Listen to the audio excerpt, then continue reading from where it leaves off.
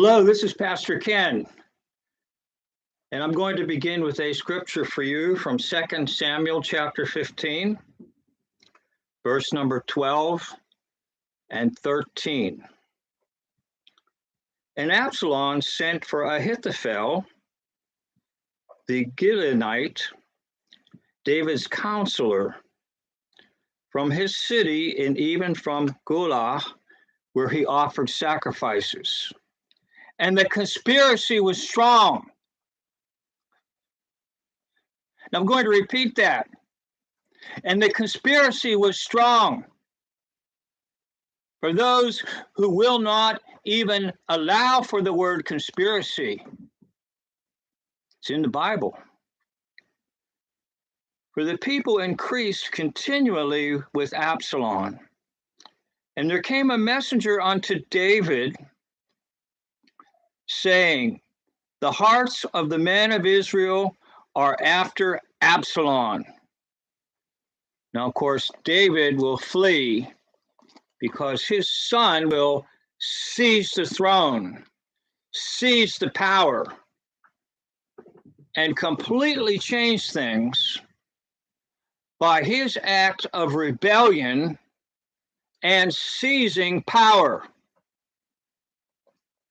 Now, the title of this video has a little bit of a sociological or political theory attached to it.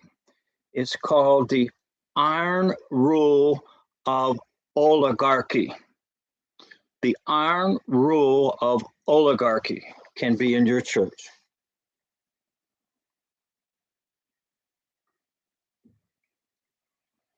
Now, iron rule meaning it will happen. Oligarchy coming from two words put together, few and rule.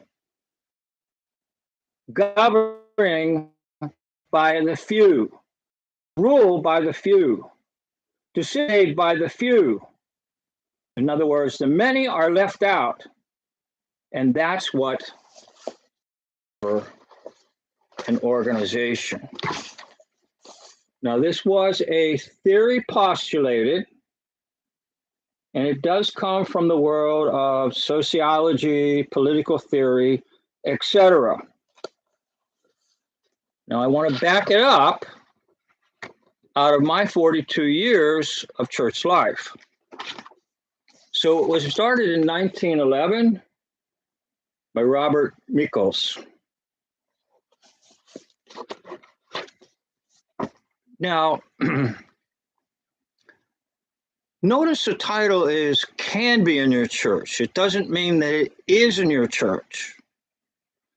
Now, I would say in the 42 years of my serving churches that this did exist in maybe about 1/3 of the churches where I pastored and preached. So I'm going to pretty much exonerate 2/3. However, I'm going to implicate 1/3. Now, I don't really think it's just, and the reason for that being, see it in the Bible. Absalom wanted power, and so he seized it. And the inherent nature of fallen man, they want power over others. They want the power to control, and they will get it. Now, the other factor that you have in church life is the majority of people do not want conflict. In other words, even if they know something's completely wrong, they don't want in on making it right because there will be conflict. And they don't want anything like that because, of course, church life is just sweet music and positive feelings. I'm not against that, but for most people, they will not engage in any type of church conflict because it destroys their peace of mind and their peace of living. So therefore, it's easy for an Absalom to be in your church. Easy. No problem. Because the Absalom knows that he will not get hardly any resistance at all from anyone and eventually will take the throne. This happened in Israel's history, whereby David, the rightful king, had to go into exile. So, what does this have to do with your church? Let me do my best to illustrate by an example of rule by few. In the church life that I served, we had a governing body called the elders, also known as the session. And they were to make all decisions in the church, period. Now, it doesn't mean that they didn't talk to people. It doesn't mean they weren't not praying or anything like that. But they were the governing body. In the church that I was in, the offerings that were coming in were just basically meeting the needs of the current expenses or budget. And we developed a considerable problem in the parking lot of the church. And mostly that was from the difficult winters and the freezing and the thawing cycle that easily destroys church parking lots in the northern part of the United States that is subject. So there was a large gaping hole in the parking lot that needed repair. And our governing body, the elders, made a decision to repair it at a cost of maybe $8,000 or $9,000. But they were to use the special fund called property fund to fix the hole. You have to see my other video on church budgets and funds and things like that. It's a live stream. To use the property fund. Now, that was not part of the general income of the church in the daily or the weekly offerings of the church. It was set aside in a bank account, completely separate from the general fund. Now, the treasurer of the church was instructed, clearly instructed, to not use the general fund, but to go into this special fund, mark the property fund, and pay for the repair of the gaping hole. Well, I thought all was well and good. The next financial report came that the checking balance of the general fund of the church only had $200 in it. That's it. So I made inquiries to the treasurer. I said, what about this? She said, well, we had to pay for that hole that was repaired. I said, well, you were instructed to pay it out of the property fund. And she said, I have no control over that. You'll have to speak to, and then she said the gentleman's name. And it was true. The way it had been set up was only this man, not the church treasurer, could get to that fund.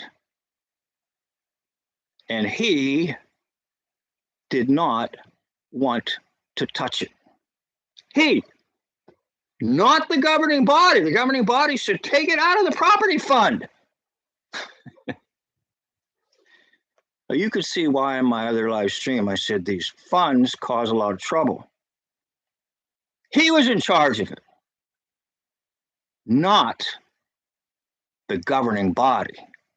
Well, I'll tell you, this prompted me to do some uncovering of things. And this led me to this whole idea called the iron rule of oligarchy. In other words, you can have a governing body, and everybody thinks that governing body is ruling things, but off in the distance,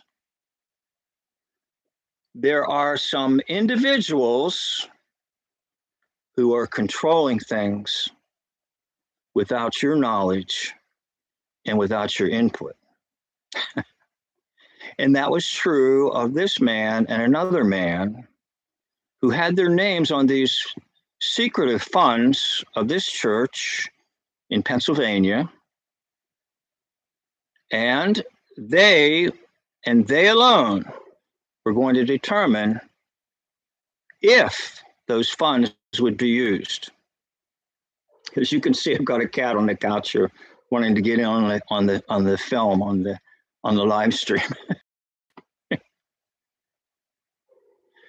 Okay, so you have your governing body, and everybody thinks the governing body is really taking all decisions and everything's fine. But then you have this select few, an oligarchy. They may not even be on the governing body. And at this particular time, these two men were not. And these two men had their names on things up to, I would say, about $50,000, $60,000 of the church's resources or offerings. And they would make the decisions, not the governing body.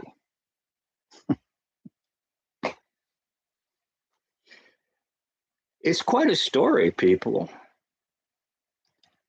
But I will tell you this, eventually, by the grace of God, and by my insisting on things being done correctly, it got straightened out.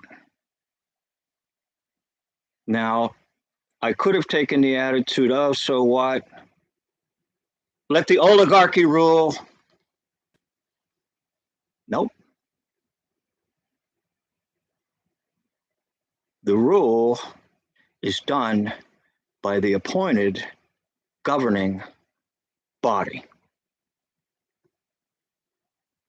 So there can exist in your church a select few off somewhere that do a lot of control, and they may not even be on your governing body.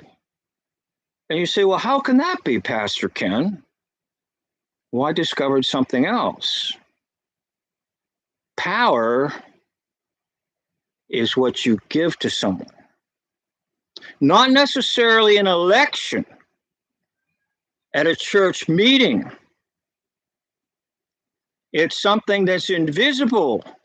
And if an individual wants to give another individual the power to control the church, they will, despite the fact that they may never have been elected to that position. Now, please hear me out, good folks. I'm not saying this is necessarily happening in your church. And I tried to screen it out and say that basically 1/3 of the churches that I served over in life had this iron rule of oligarchy. And I had to deal with it. And I will tell you this, it is a very stressful thing for a pastor. Because in all honesty, very little support ever came my way. And I did have at this particular church 2 very fine elders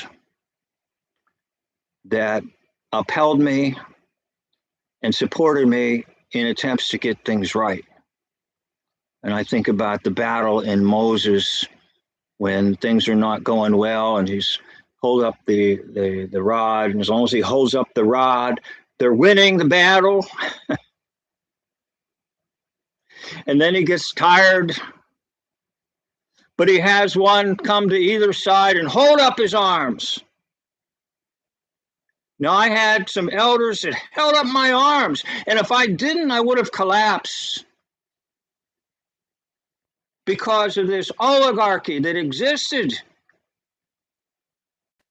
And they were going to assert their power, even though a governing body was saying, no, that's not the way. We need to take this repair money out of the property fund that is loaded with resources and not drain the general fund.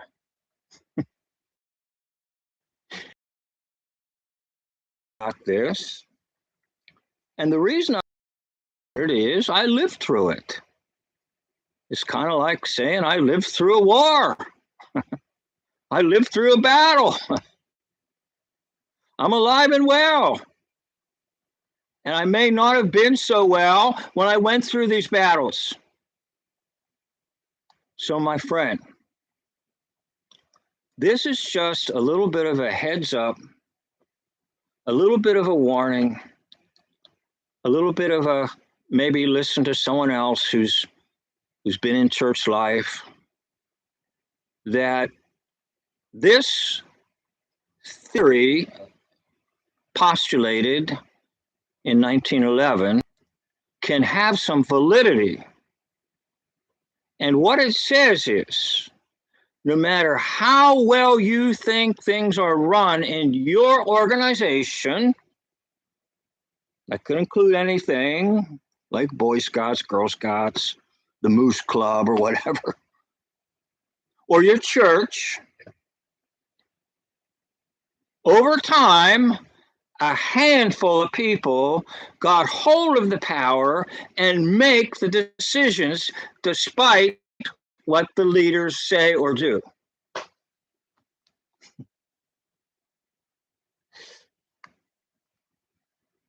Oh, now I was never taught this in seminary school. And you might even read a little bit about something like this in a book, but it can fly over your head. But trust me, I experienced it in the church I was referring in my speech here, but in other churches as well. And remember, this is what someone chooses to give to another and may have nothing to do with an election of a church officer. So over time, people build up this idea that so-and-so knows what he's doing, and so I give her or him the power. And I did say her because it can be in the realm of the feminine or the female. But for the most part, I did see it primarily with males. However, I will say this, I have seen it in females, and I have seen it in a church that allows a particular dominant female run the show. Now, this is tragic, and that's a whole nother topic. That's what you call the Jezebel spirit. And if you go to my search box, or not my search box, and just type in Jezebel. Now, listen, I've got maybe up to 1,000 videos up.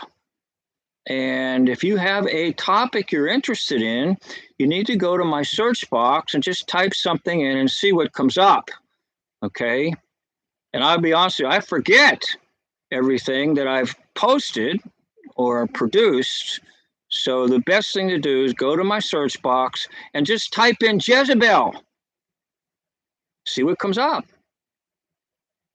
But primarily, we're looking at an Absalom who says, I can run the show better. It rightfully belongs to me. And it's all a lie, because it didn't rightfully belong to Absalom. And Absalom will get tragically killed, and David will cry out, and David will mourn, Absalom, Absalom, my son. Even though this rebellion took place, David still loved Absalom. So even though I've experienced a role of oligarchy or Absalom's, I still loved them. I will say this, they did gum things up, mess things up in church life.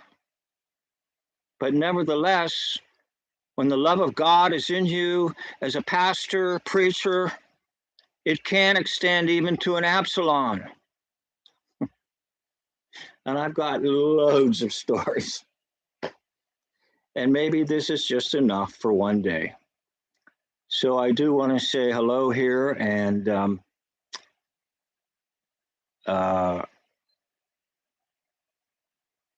right now I'm getting a message that my video live stream is not so good. Anyhow, I'll end it right here, but thank you, Brother Warren, for your information about the technical aspect of my live stream. If you have the iron rule of oligarchy in your church, please know this, that Christ is the head of the church, and he alone is to rule, and no secretive group. Thank you for watching.